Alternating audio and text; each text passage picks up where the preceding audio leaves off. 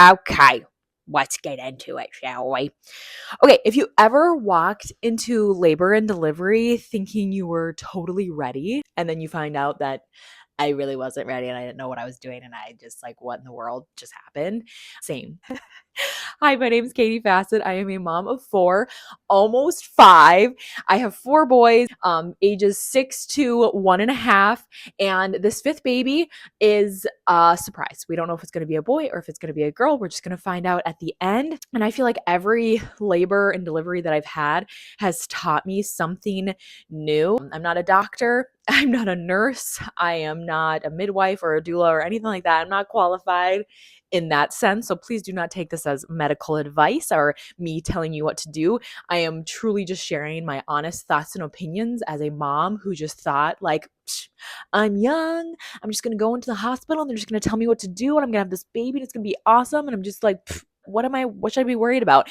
And then realizing, my goodness, I actually don't like not knowing what the crap I'm doing or what I need to do or techniques or anything like that. Yeah, I'm just sharing my honest thoughts. So if you are into this sort of stuff, hang in because it's going to be fun. I'm going to go through each of my births and just kind of share the mistakes that I made and then what I learned from that experience. And I hope that this helps any new expecting moms who are pregnant currently, moms who maybe have had multiple babies and they still feel like they're a rookie, like they're still like, wait, what am I doing? Because trust me, I've been there too. So anyways, this is a very open space. So please feel free to share all experiences welcomed. We're just going to have a good time. So I hope you enjoy this. Let's get into this. Here we go.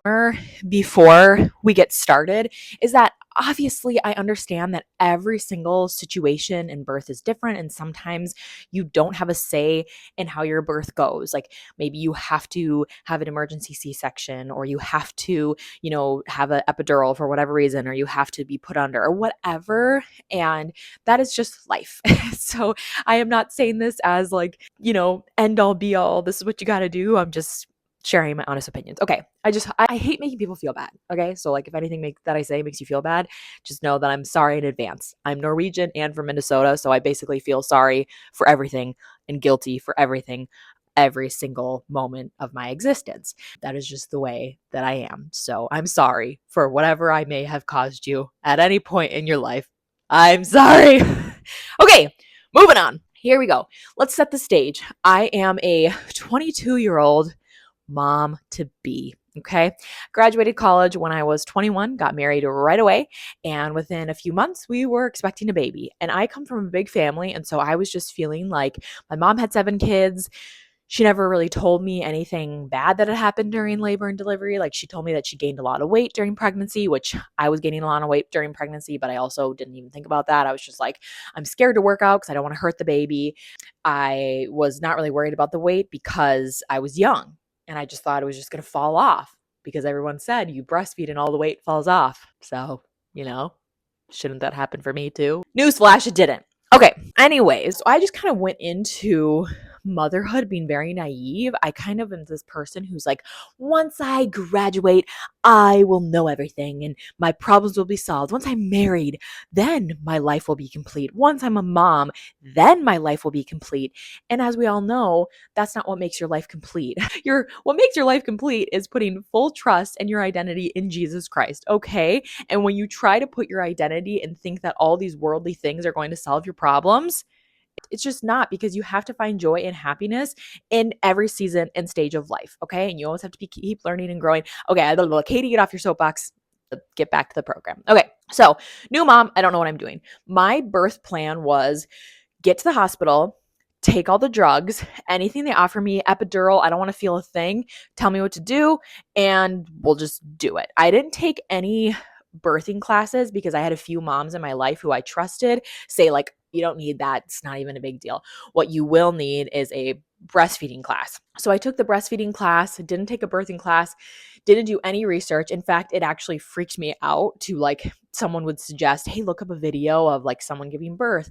And I just was thoroughly freaked out about it. So anyways, my biggest mistake that first pregnancy was not educating myself. And my birth plan was go to the hospital and just have them tell me what to do. What ended up happening for me is I did end up having an epidural, and it worked really well.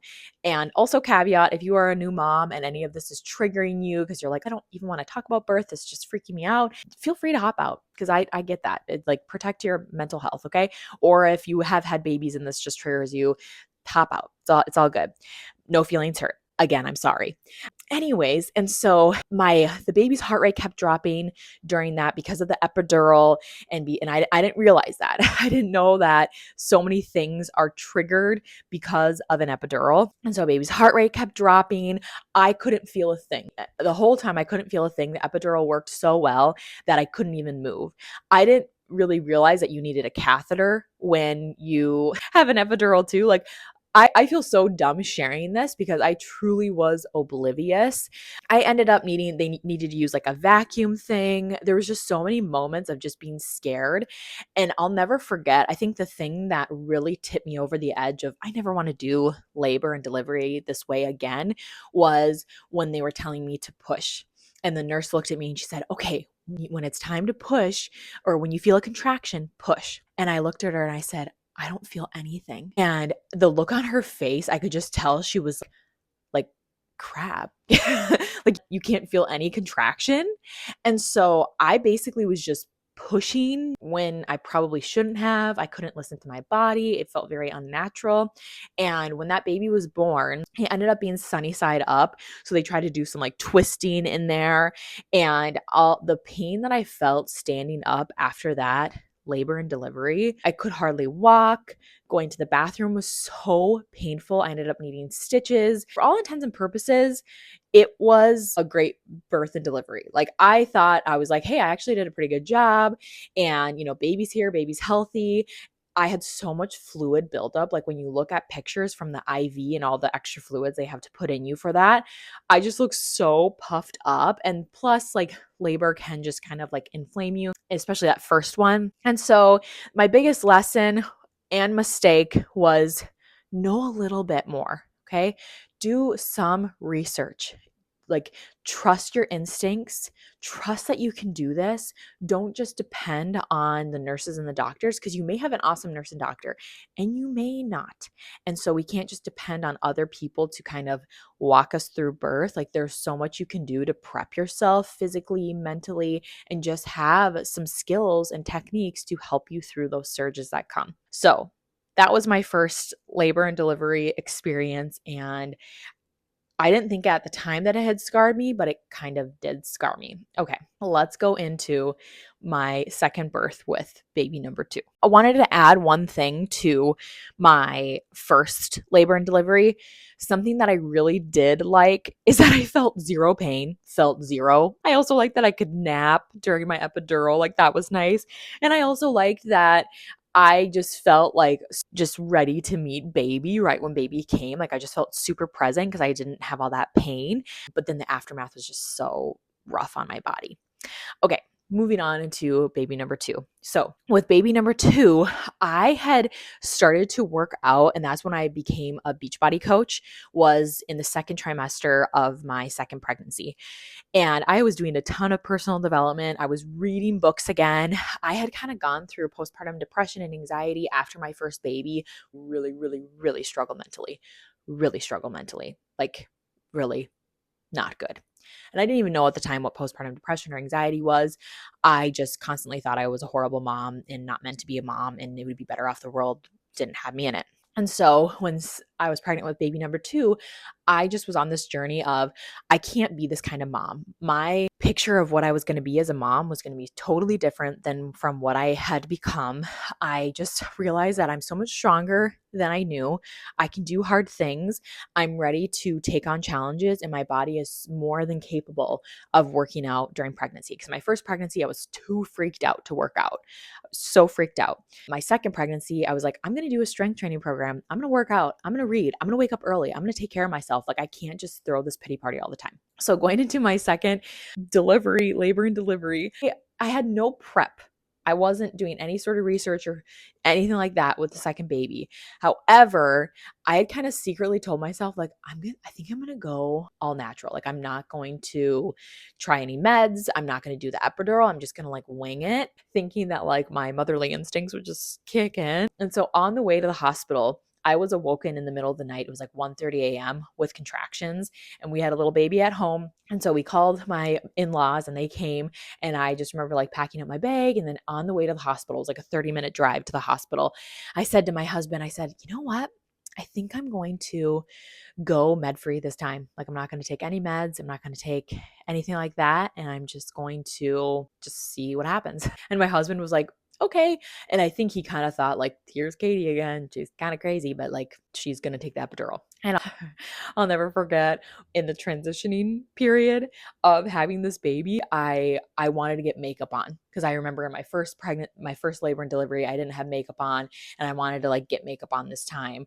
And so I was like in the transitional period, and I'm like trying to get makeup on in the bathroom, and I just remember being like, "Wait, I can't do this." So I had like one eye with mascara on, and it was just like so chaotic. It was just so chaotic. And I had a horrible nurse the second time. My first time I had just this wonderful nurse. The second time she just was annoying the crap out of me the whole time. If you are a nurse, I'm so sorry. I'm sure you feel that. Like, okay, I'm just trying to help you out, and this mom's being a bee to me. But everything she said just like kind of drove me nuts and just wasn't helpful. I just felt like she was constantly asking me questions. And I was just like, let me be. Anyways, and so that pregnancy, what I learned from that was, girl, have a plan of some sort. And girl, like, figure out how to help yourself through these surges. But what I also learned was, you can have a baby going natural. Like, you can have a baby without meds, you know? And so it taught me a lot about myself and my strength. But I remember after having that baby, I was just worn out, just so tired. Like, I remember baby came and I was just like, I'm so tired. Like, that was so much work. And I just remember like sweating, whereas I wasn't sweating with that first labor and delivery that I had. So I would say my biggest advice again would just be, yeah, you can do things, but also it's still valuable to read a birthing book or watch, or take a class, or just learn different techniques and methods to help you through those surges that come. That would have just been really helpful for me. So, anyways, don't just be a psychotic, like, just like power through type of person and just like, my strength will get me through it, because a lot of it is mental. Truly, a lot of it is mental. So, anyways, first pregnancy, I just went in, like, give me all the drugs. They'll tell me what to do. Second one was just kind of like, I'm not going to do any of the meds, not going to do any of that, but I'm still not going to do any. Kind of the same situation in both, but let's move on to the second. And I got to say, I got 2 healthy babies out of both of those experiences. So all well that ends well. Okay. Baby number 3, instead of just winging it, I started getting into hypnobirthing and just diving more into other women's stories and what's helped them, and more ways to naturally cope with, surges that come, and with the discomfort, and just kind of how to mentally prepare myself for birth. And so I almost felt like I was doing so much prep for birth that when I was getting close to baby time, I was just so ready to have the baby. I also very nervous about how it was going to go going from 2 kids to 3 kids. And I just got super kind of in my head about like, when am I going to go into labor? And then how am I going to, like, pawn off the kids to other people and to grandma and grandpa? And like, how is this transition going to work? And so I just was kind of in my head the end of that pregnancy. We also had just like a few like stressful, just life things happening to us. So I just feel like I was kind of on edge and anxious and just ready for this baby to be out of me so that we could just move on with life. And there was one day where I was just kind of having like on and off contractions, and I just really got in my head about it. And I kept thinking, I'm going into labor, I'm going into labor, I'm going boys to my grandparents, or to their grandparents. And I just went into the hospital way too early. And I remember getting there and they were like, you're at like a 2, so it's not really enough to admit you. And then I looked at my husband and I was just so embarrassed, but it was middle of winter, February in Minnesota, and we were living farther north north at that time, and there was going to be a blizzard coming through. And so my OB said, she's like, you know what, we want Katie to stay here because this is her third baby and it could go really fast, and also we don't want her to have to go out in this weather, and maybe, she does go into labor. And so she's like, we will just see how it goes through the night, and if tomorrow morning nothing's happened, then we'll talk about maybe doing like pitocin or inducing. And as soon as I heard that, I was just like, Katie, you idiot. Like, you should have just stayed home. Like, what are you doing? And I just was like, Katie, you know better. Like, this is your third baby.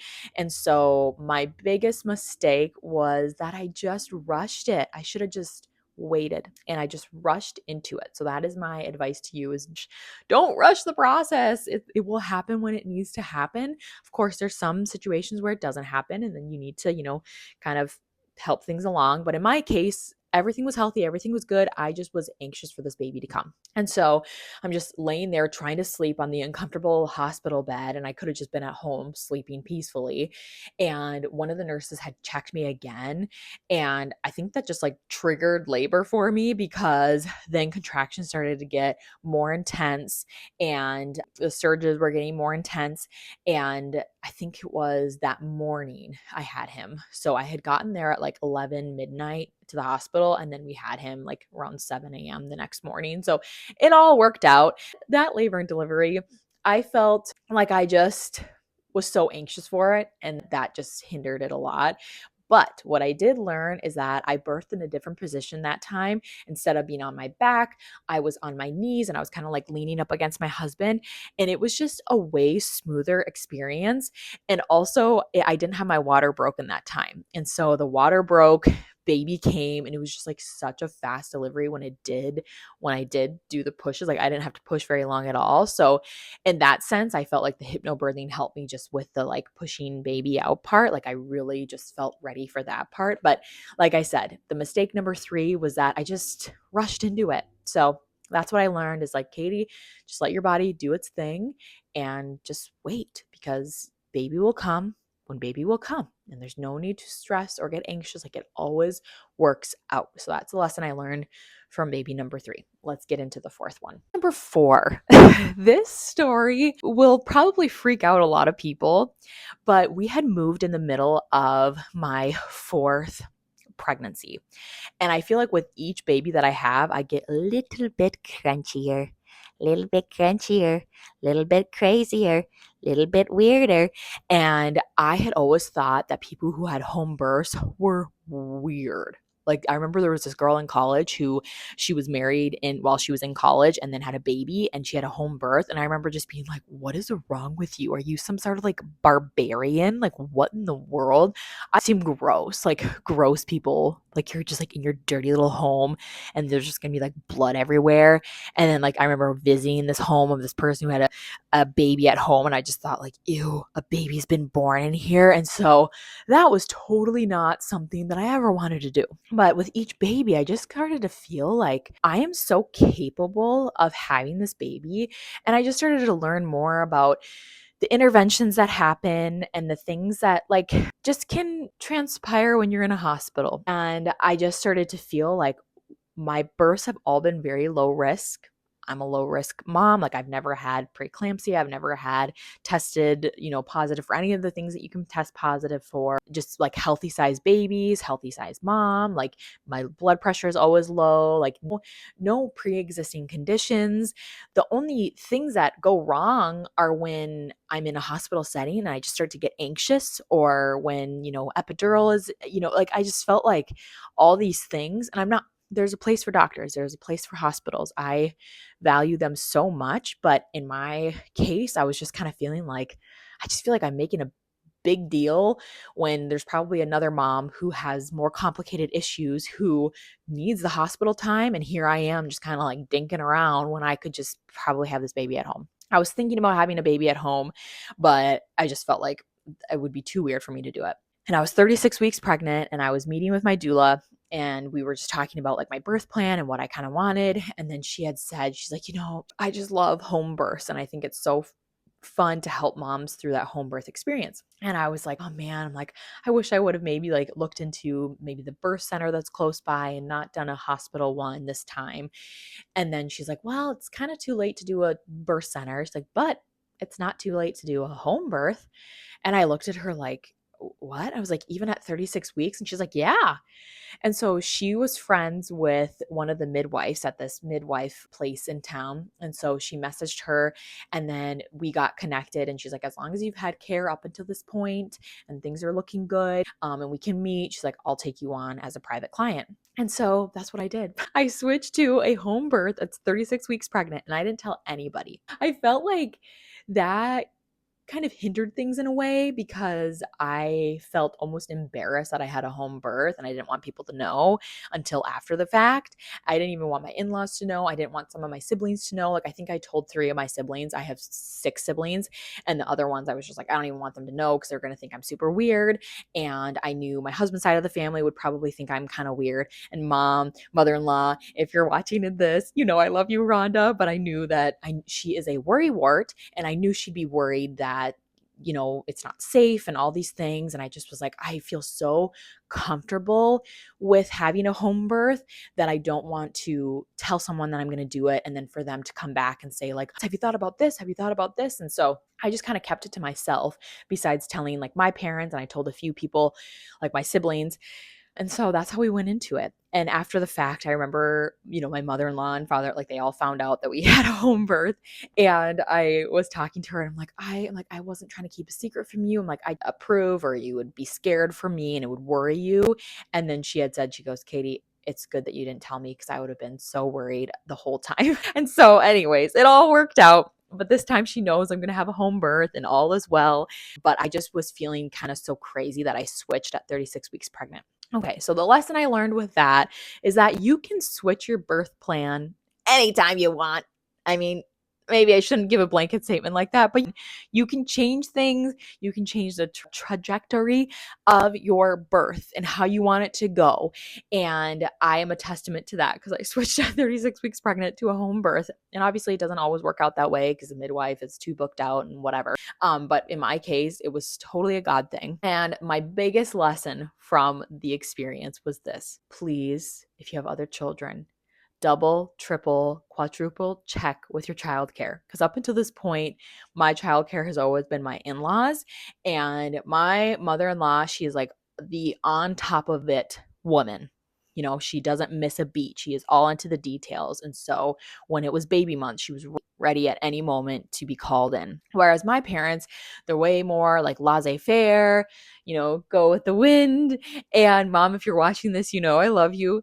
But I didn't realize that they charged their phones in the kitchen and not in their bedrooms. And so I had gone into labor around like 1 a.m. and I was calling because I knew, or it was like, I think 1 a.m. I go into labor, but then 2, that's when my midwife was like, you might want to call your childcare just so that like they're prepared. And so I was calling and my husband was calling and we were trying to text and they were not picking up or responding at all. And at that point, I was just like, I just got to give it to God and know that they're going to see the message eventually. And so I just labored at home, but I just had this feeling in the back of my head, like I cannot have this baby until the kids are out of the house. Like I know there's some moms that are like, I want the kids next to me while I'm having a baby, but that's just not my vibe. It stresses me out to have extra people.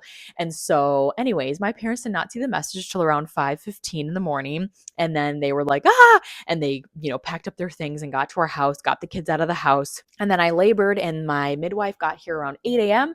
and I had my baby around like 8:38 in the morning. And I had it in the little tub in our living room. And it was the coolest, best experience of my life. I just felt like I was so in the zone and I just labored in the bedroom with like, it just felt like me and baby and God. Like it just felt like we're in this together. And I had like my headphones in and I was listening to this hypnobirthing soundtrack. And I just was breathing through the contractions and I just was getting so excited to meet baby. And with every contraction, I was just like, it's bringing me closer to meeting my baby. And I had a miscarriage before baby number 4. And so I just had this just new appreciation for this miracle of life and that I'm just going to cherish and savor this moment and this baby. And it felt so magical. I would just do it again. And I am going to do it again because it was just such a cool experience. So, what I learned from that baby number 4 experience is to just let your childcare know, like, hey, this baby month or like these next 3 weeks, when maybe like when you hit 37 weeks or whenever you typically have your babies, just be like, can you please have your phone next to you in your bed and have your ringer on so that when we call, you know? That was my learning, was just have your childcare know the plan because we were just winging it. And like I said, I didn't know my parents were charging their phones in the kitchen. My mom still feels bad about that to this day. She's like, Katie, I didn't realize and I just totally forgot. It all worked out. So, anyways, those are my 4 kind of learnings. Lesson number 1, educate yourself with anything. Have some sort of a plan. Don't have your plan be, I'm just going to go to the hospital and have them tell me what to do. Like that just leaves you feeling very vulnerable, very at the mercy of others. And just like, it just makes you feel, I don't know, made me feel unhinged. Lesson number 2 is you can do hard things, but it would be good to have a little bit of help, aka learn techniques and things to help you through labor and not just try to go with it with sheer willpower. Lesson number 3, do not rush the process. Just let baby come when baby needs to come. There's no sense in rushing. Like, you've already waited this long. A few more days or a week is not going to kill you. Lesson number 4, always make sure that whoever is watching your kids or whoever you're kind of depending on knows exactly what you want and what you need, and that they have their phone ready to go and kind of what you're expecting from them to be ready and on call to do and help. Okay, and now let's maybe talk about, we'll wrap it up and we'll talk about kind of my plans for baby number 5. Each baby that I've had has taught me something new. I think with each one, it showed me that I'm stronger than I realize. And it's just fun to watch and remember. Just, I feel like I'm so different with each baby that I've had. I've just grown and matured and gotten wiser. And I've just realized that we are, just we are built for babies. And it's just incredible. Like, all of our organs shift and move and everything changes, and just, it's just perfect for growing little humans and babies. And it's just so magical and wonderful. And it has just taught me so much. So I think just embracing it instead of just trying to tell myself that I can't do this and it's different and I won't, and just knowing that, Katie, you got this and you are strong. I also want to remind you that your birth does not define you, whether you are, all knowledged up with how to give birth and you know exactly what you're going to do, or if you were, had all that knowledge and then things just went totally the other way. It doesn't define you at all. It doesn't mean you're better than someone else or worse. If you're like, I love epidurals and that's just the way that I give birth and it's great and it's working for me, that is wonderful. Like, there's no right or wrong. It's truly how, what your body needs, what your baby needs, what you need mentally, how you feel safe and comfortable with giving birth. That's what you need to do. I am all for women just doing whatever is best for them and their baby. And I just applaud and support other moms who choose things differently. And I also think it's so fascinating, the moms who choose a home birth from the get-go. Like, I was not ready for that with my first. Like, I needed a lot to learn before I chose to do a home birth. So anyways, I just wanted to remind you that your birth is amazing and your baby is a miracle and a blessing, no matter how they were born. Well, if you've had multiple deliveries, I would love to know, what did you learn with them? Did you learn how to do things differently? Was your first delivery just like awesome and you're like, I could do this again and again? Like, I would love to hear your real life stories for how it went for you with your babies. And then here's just like a little bonus, kind of what I'm going to be doing with baby number 5. And this time I just feel so much more relaxed with how it's going to go. I'm listening to my hypnobirthing. I am listening to a different book right now called Mindful Birthing. I just have so much fun thinking about this baby coming, whether it's going to be a girl or a boy. I've never kept it a surprise. And so I'm just excited for that moment when it's like, it's a boy or it's a girl, and just being surprised. And I know we have 4 boys. And so if it's another boy, that's 5 boys. And I just think that's so cool. And if it's a little girl after 4 boys, like, Oh my goodness. My birth plan this time is I'm going to be doing another home birth with the same midwife that I had before. And I'm just trying to do all the things to prep myself mentally and physically. I struggle typically the most once I'm kind of postpartum, and I just tend to kind of turn inwards, and I just kind of get more just like anxious with baby and schedules and all that. So I'm just really trying to prep myself mentally this time, not so much for the birth part, obviously for that, but definitely just kind of like prepping myself even more in advance for how things will go post babies. Anyways, I know it's got kind of long. I can talk about this stuff for hours and hours and hours. But I hope that you enjoyed it. I hope that maybe it was encouraging to you, gave you some nuggets, maybe, opened and shed some light on some things that you're going to do differently, or maybe you related to my story in some way.